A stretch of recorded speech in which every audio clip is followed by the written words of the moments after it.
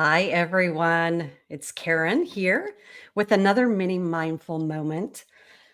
Oh, my throat's already froggy. I've been talking a lot already this morning. Our topic for today is how to get high performance out of your team. Let me make sure I've got my volume down so I don't get echoey stuff going on here as I take a look at all of you who are showing up. Thank you for being here. So, I have, of course, as I always do, I have some slides to share with you about the topic of getting high performance out of your team. So, let me go ahead and share those right now and get the view I want to get. Okay, so I am Karen Tax, an executive coach, business consultant. I want all of you to know I focus on leadership and culture and strategy. And with my IMX approach, and just to say about IMX, it's I am that I am. It's me as the essence of me, the powerful, connected, not powerful ego, powerful, connected to myself and life. I am. And then X is like when you do the multiplier of that powerful, talented, brilliant I am and you are. When you multiply that, that's when you get high performance out of your team, is when you're tapping into that. So, by that kind of calling out the best of each other and learning from drama, I guide leaders at all levels of an organization to discover their inner genius and wield healthy power. Healthy power is rooted in love. So, as a result, what happens is clients gain confidence in their value, create new opportunities, earn more, navigate complex and demanding situations, all while creating agile work environments where everyone can win. So this is leadership that is focused on individual performance, but also team and culture that supports high performing teams. One of the ways I do all of this is by offering these mindfulness practices to develop leadership skills. And in the case of this one, high performance teams and organizations, we're going to talk about both. Actually, all three. So people tend to think of, excuse me, and this image is a caricature, but I sometimes I feel like this with people where it's like, if you could really see what was going on inside, this might be what you might see. So people tend to think of high performance teams or people as working hard, doing more, and doing more faster. So it's a grind, and you have to sacrifice yourself for the good of the team, which is not sustainable over time. And actually, when you do that self sacrifice, it becomes personally harmful, which ultimately compromises high performance.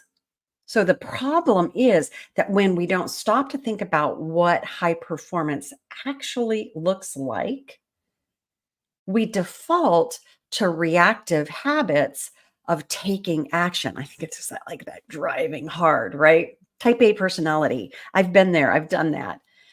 And that ultimately, when that's your only mode of operating, that ultimately compromises performance.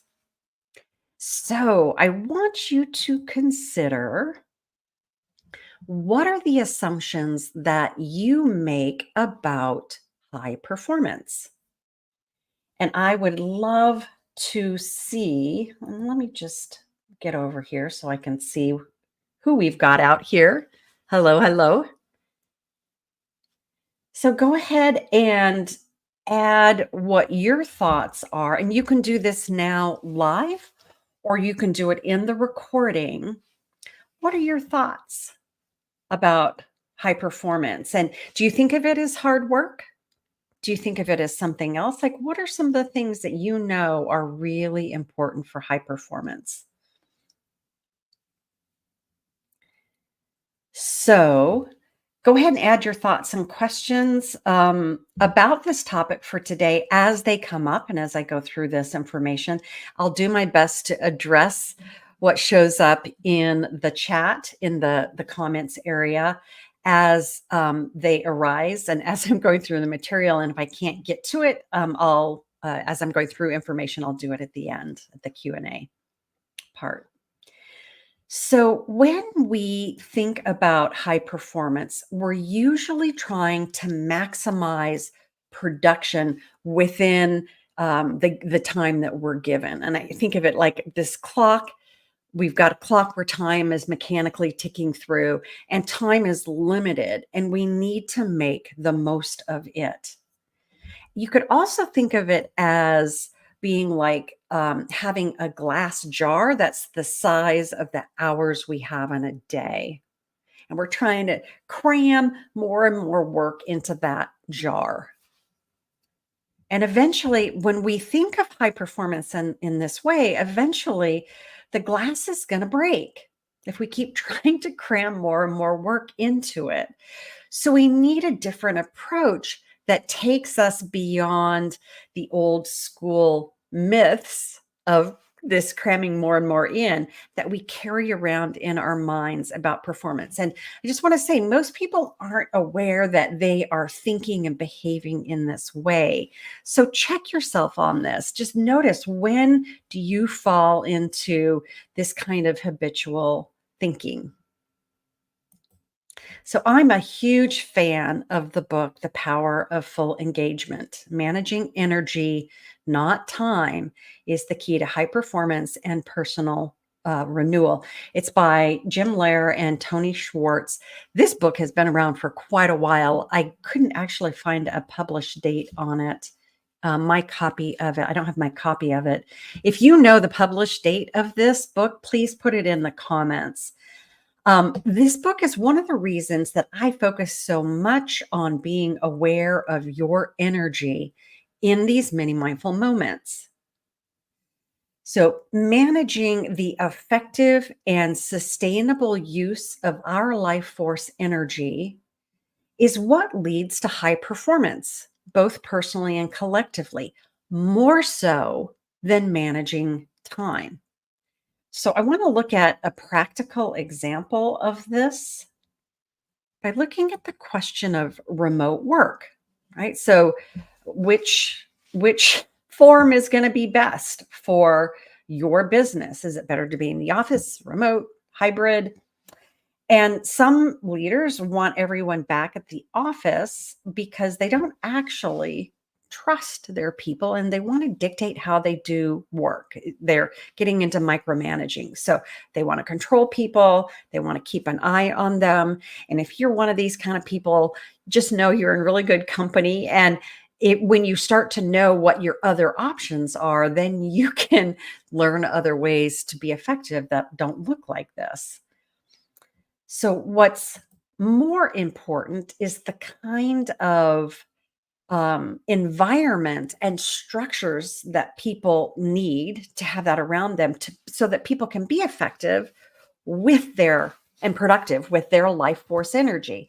So, some people are more productive in the morning, some people in the afternoon or evening.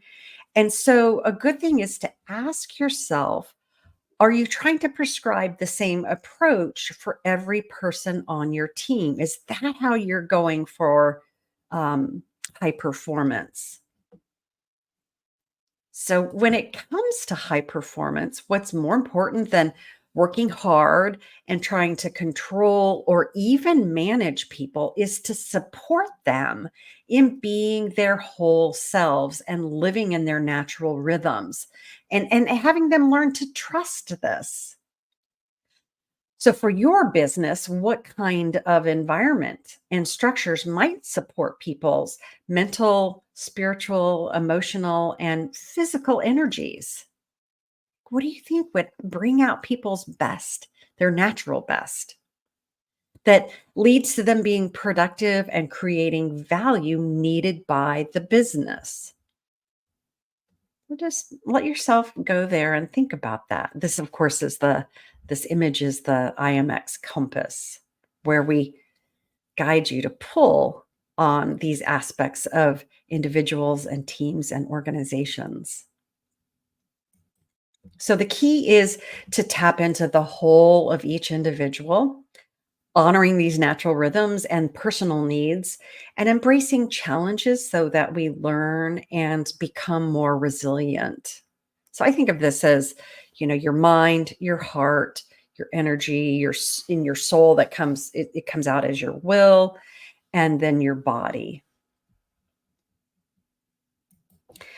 But when our approach to performance is to work harder and do more faster, this habit of doing this. So what you'll see with this is people like deconstructing work into micro segments of time, tracking smaller and smaller um, amounts of time. We end up creating more and more pressure on the people in our organizations. And literally, it's like a heavy weight that people carry around. And this, our thinking and our cultures and our systems then become within this pressure, they become rigid and inflexible, like that glass jar. So, too many people still are living in a myth of performance that has no flexibility and no resilience, and frankly, very little humanity. Like we just that pressure and do more faster. It creates this kind of lockdown. Yeah, so what's more effective? Let's think about this. What's more effective that's designed into my IMX approach is to understand how people's energy in the form of their values and strengths and motivations, and this is a reflection of what deeply matters personally to people, for that to flow into the value creation system of your business. I like to show that this way. And this is how I work with the compass is the center is who you are individually and your team. And then your value, strengths, and motivations flow into the systems that you create. And the compass guides those systems and structures. So this is where individual values align with your business values. And individual motivations flow into your business purpose, and individual strengths combine to serve the mission of the business. So the flow of energy gives people a sense of purpose and ongoing ways to create values that are understood by everyone. So people know they're making a difference. And when you start getting all this lined up, people's motivation and their energy levels starts to climb quite steadily. So this is a significant shift in thinking. And this is actually this Taurus in the middle here it's a GIF, but I didn't know how to, this is a PDF, I'm sure. So I didn't know. So I'm thinking, imagine the lights there moving in a flow. So this is a significant shift in thinking from being confined and defined by external circumstances, like that glass jar of your business, defining what's possible, to orienting from our wholeness, from the core of who we are, flow, and our energy is flowing to interact with each other, our customers, and all kinds of other people. And you can think of this as performing well because you've had enough sleep. You're having healthy food and exercise. So when you consistently take care of yourself, you perform better as an individual and as a team. We know this. We just don't always know how to map it into the culture and systems around us. And then so then we fall into this work harder thing. So when we ask people to perform even higher under increasing demands, and when the context within which we're working needs something than the glass jar that we're in, we have to break free from the old story myths about performance into approaches that allow our flow of energy to move more freely. And this is where we can all thrive individually and collectively. So let's go back to the question about remote work. What's best? The answer to that depends on the nature of your business, your industry, your customer needs, your employee needs. There's no one answer here. And you would need to decide what best serves both your employees and your business.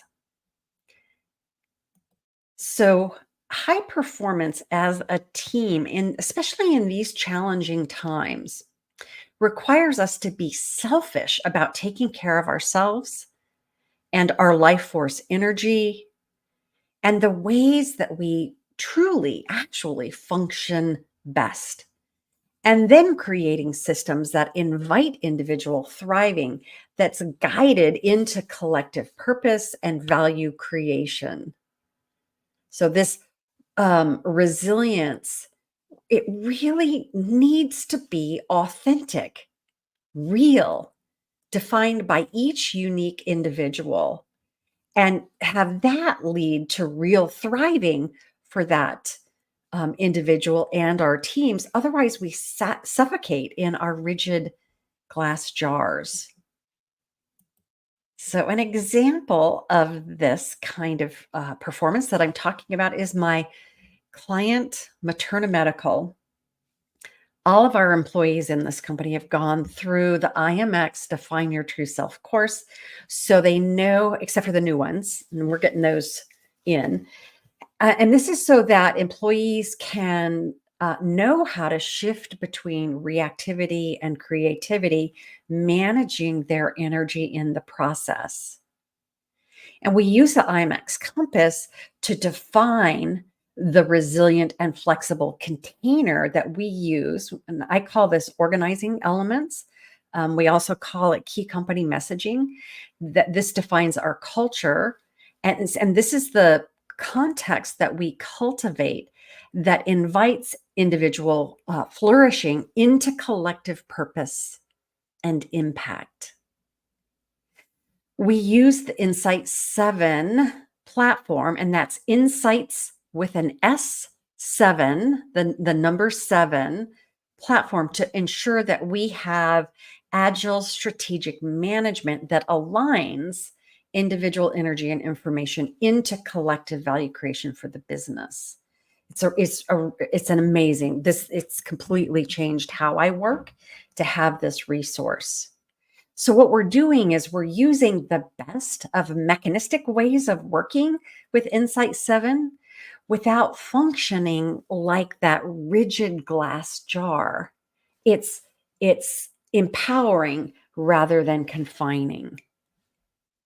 So the people of Materna are more productive and are performing at the highest levels I've ever seen in my career with a group of people. It's a tiny startup raising money when it seemed impossible to raise money, and having a huge impact on women's health care.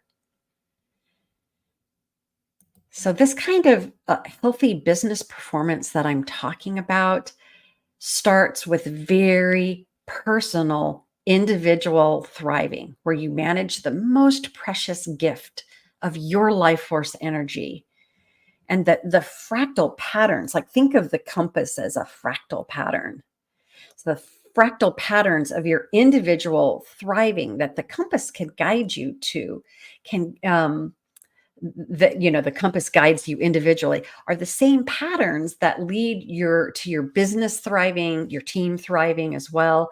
And it's not via some step-by-step miracle formula, but instead it's by breaking free from old reactive stories of performance and rigid stories into new stories of thriving as defined and written by you. It's not like you're starting from nothing. I'm showing you what this can look like. So back to the compass. All of our mini mindful moments are guided by this compass. So we are, you can see the fractal patterns with each direction here. I've provided an experience of this compass in our first practice. So in our first mini mindful moments. So if you've missed that one, make sure you go back and experience it when you get a chance. There is a link to that in the description of this mini mindful moment. And high performance teams fall within the South or community direction of the IMX compass. And this is where we're working on creating healthy, authentic, trusting, caring relationships that are needed for effective operations in the next section of the compass. I don't know if you guys can actually see when I move my mouse over here, but we're in the last session here of summer. Today is the last summer one. We're moving into the west and season of fall, which I will start next week, and we want our energy and the team performance to be ready for fall and the west, where you harvest the full abundance of all your efforts and the other seasons. So, as we dive into today's practice about how to get high performance out of your team, please consider how you might want to up level your personal performance as a way of leading your team to higher levels of performance. This is always what we're doing with these mini mindful moments. I could focus on value, strengths, and motivations as I do this. That's one way to manage your energy, but I'm going to do that later when I get into the north. I prefer to do that in the season of winter. And instead, today, we're going to focus and tap into your wholeness, your personal wholeness, as a way of beginning to up level your performance as a team. When you know how to do this for yourself, you are learning how to invite your team into their wholeness and higher levels of performance as a team. Okay, let's go ahead and move into the mindfulness part of our mini mindful moment, and go ahead and have yourself settle into this part. If you've been listening to this while you're walking or, doing something, it's probably a good idea to pause at this point and just gather all of yourself here, giving yourself the gift of your full attention, noticing your breath as you breathe in and out. Notice your body. And when you notice your breath and your body together, this is when you can start noticing your energy, the aliveness of you that's always present, as long as you're here, alive.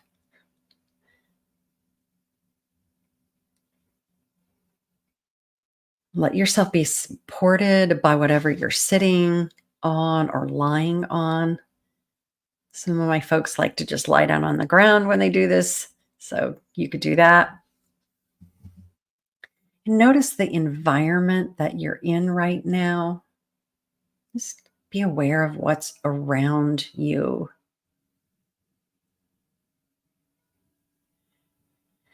And notice that you are safe in this moment. You have enough. And if for whatever reason you're not feeling that way right now, pause and get yourself into a quieter situation where you really can relax. You can always start again. Go ahead and let the energy that you're feeling as you connect your breath and your body, that aliveness, let that energy drop down into the ground. You might just feel it as gravity, and that's fine. Let yourself feel tethered to the earth with your energy. Grounding helps us bring new possibilities into reality.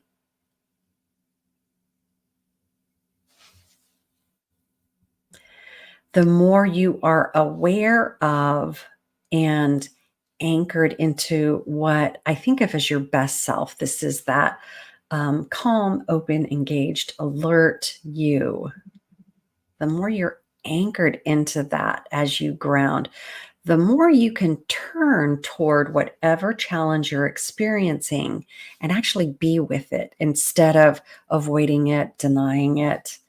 It helps us face reality, just really important as times are challenging and things are coming at you.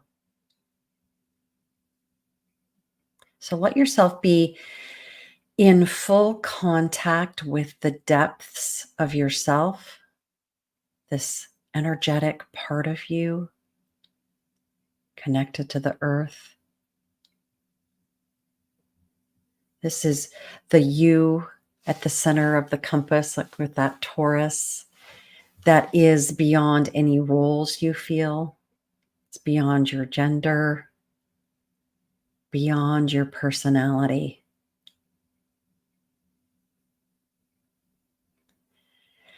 And let yourself be with the wholeness of who you are, open, aware, engaged, alert, relaxed. Let my voice just carry you into these depths. Continuing to be aware of your breath that carries you to the center of yourself.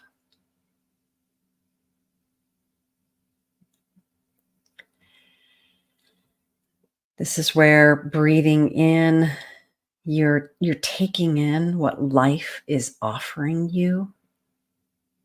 There's air, yes, and there's connection with all that's out there that's life. Breathing out what has been in very personal contact with you. You're sharing your very personal self with the world as you breathe. Breathing in and breathing out in natural exchange with life.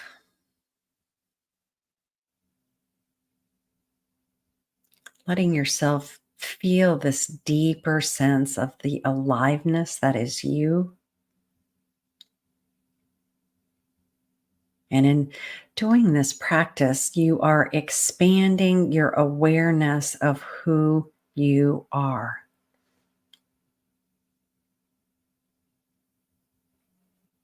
And as we're doing this, as we're walking through this, you're remembering your wholeness, parts of you that are known, that you can sense and feel and be aware of,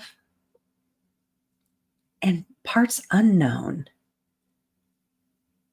Parts of you will arise that are here that you didn't know are here. So there's this wholeness inside of you. There's wholeness outside of you. And your individual particularities, this beautiful, unique you, is in natural exchange with the wholeness of life. Let yourself just feel a part of this and relax, knowing that each part always is indispensable to the whole. Your heart is indispensable to your body. You are indispensable to humanity. And in the space of being grounded and relaxed and centered, this spacious place, go ahead and notice your thoughts. What thinking is still going on here?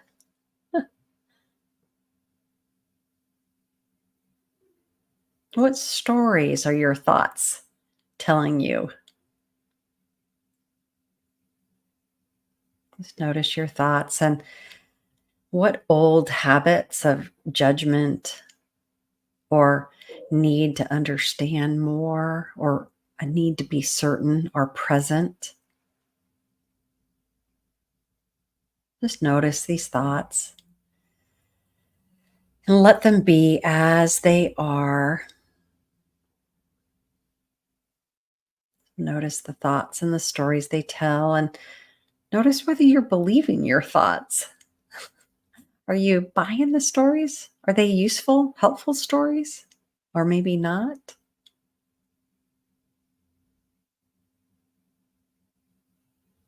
Okay, now we're going to shift to noticing your will and your sense of power and possibility to move forward toward what it is that you're reaching for, you're wanting to achieve. So, what old habits of pushing or forcing or collapsing are present here that do more, harder, faster? Just notice what's here. It would be natural for that to be here given the way we live. So simply notice your will and sense of power or maybe powerlessness and let it be as it is, this part of you.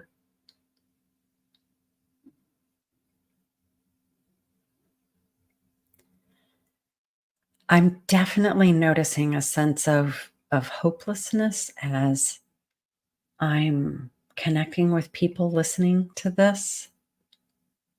I know that that's not all of who you are.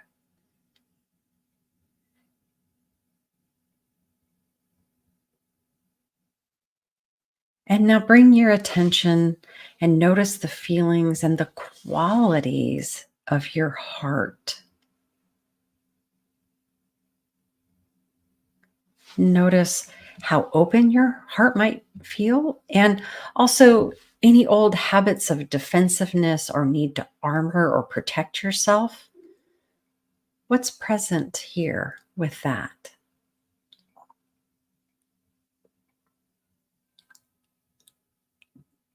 Simply notice your feelings and your heart and let them be as they are.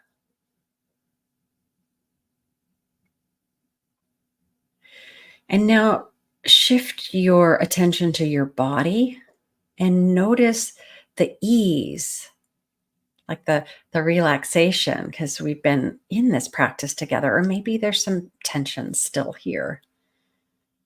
Just notice physically what's going on with your body. And where is there energy in your body moving or not moving? Again, where there's tension, we tend to jam up our energy and our aliveness. So just notice.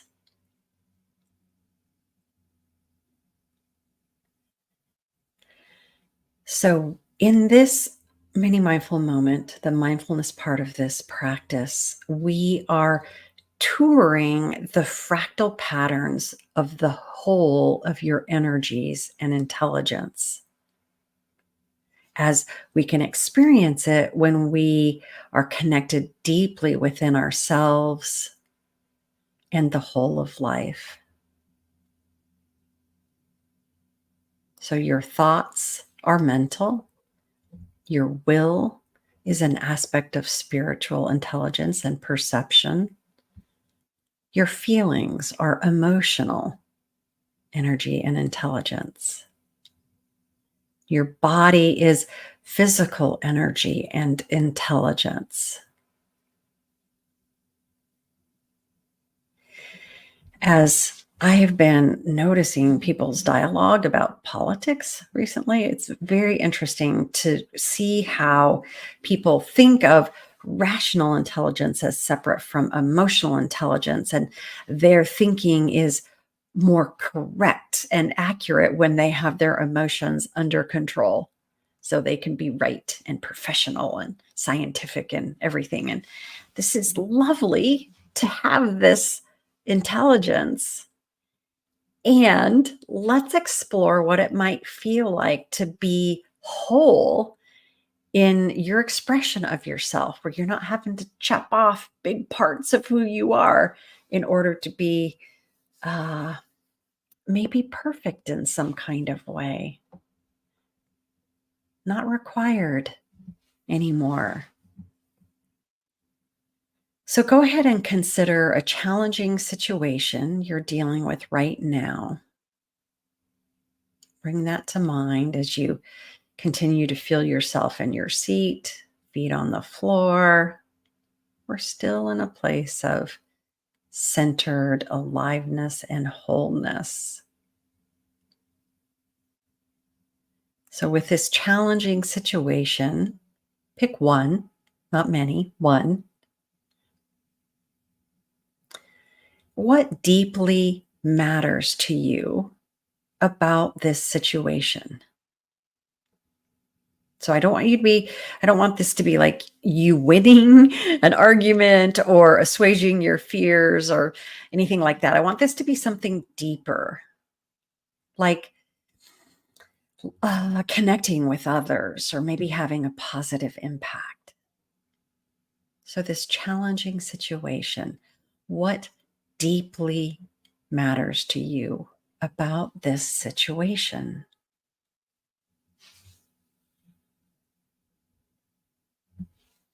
Take a breath as you think about this situation and allow your whole body and beingness to relax, knowing that in this moment all is well, including with this challenging situation. And let yourself be aware of the responsive best parts of yourself. This is where you're relaxed, open, engaged, alert, bringing it all on, the good stuff. And it's also the reactive drama aspects of yourself. Let yourself be aware of all of it. Your maybe sense of urgency about this challenging situation. So we're expanding your awareness of the whole of who you are. So with awareness, you can feel spacious and an abundance of energy and time and perspective. So notice your mind relaxing even as you still have thoughts floating around about this challenging situation.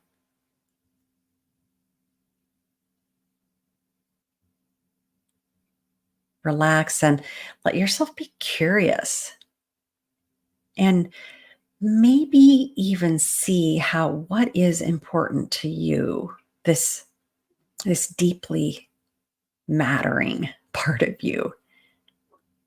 Notice how it's needed in the world, what you want.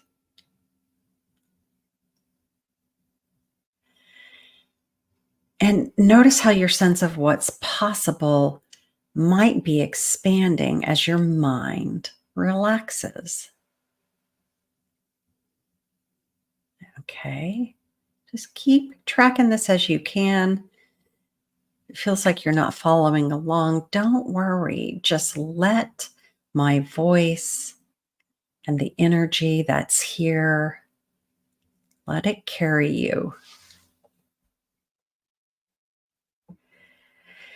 Now relax and let your heart open. You might even want to put your hand on your heart. Let yourself open to connection from your heart with yourself, the whole of yourself, and life. Notice whatever emotions arise as you think about what deeply matters to you. I deeply care about connection with people. So when I have that happening, everything feels like there's more possibility. and hope. So, what happens to your emotions when you consider the idea and see the possibility that what deeply matters to you is possible? I'm going to say that again. What happens to your emotions, heart, when you consider the idea, head, and see the possibility, spiritual perceiving, that what deeply matters to you is possible? And now let's go ahead and relax and let go of any habits that you have and are feeling in this moment to try to physically push and endure to make things happen. And instead, notice how, without even trying, things are moving and shifting within yourself or not. Just let yourself be exactly as you are and let awareness do its thing. Your effort is not required here. Simply let yourself be open and aware and engaged with your whole self, all of you. Letting all the parts of you mingle and bang around how they will. Noticing how everything is connected. Noticing how your mind, perception, emotions, and body sensations move and interact, connect without your effort.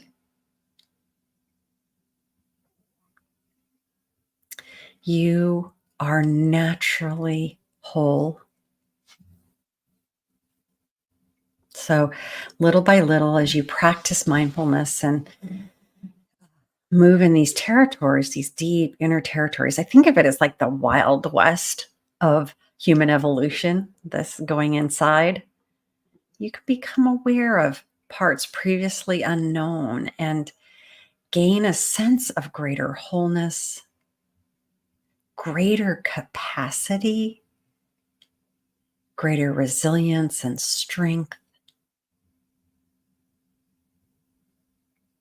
And you can know this strength of wholeness even during those times when you get lost in reactivity in the middle of the challenges that you face. Your wholeness is always here, no matter what. You are building your capacity to bring this hospitality of your heart to the challenges that you face instead of the armor that's habitual.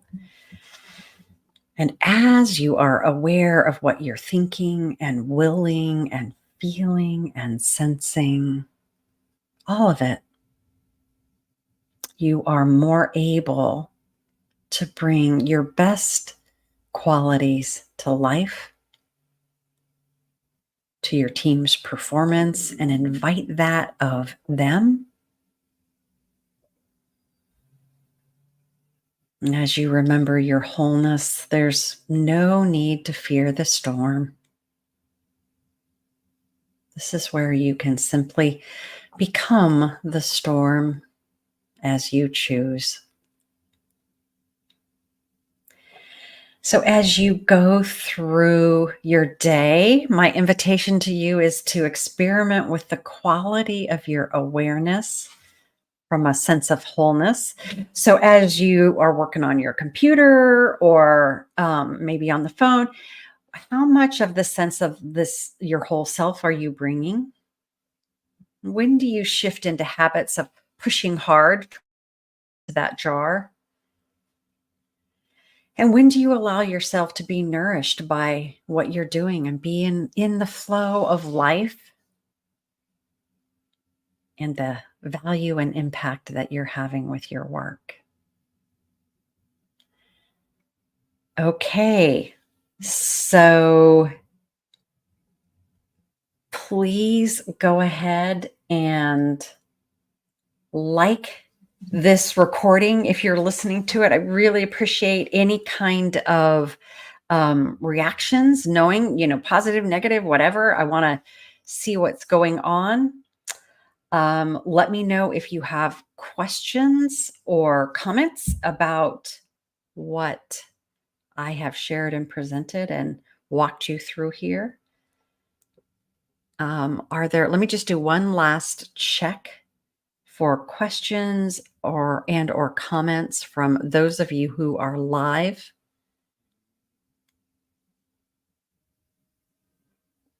All right.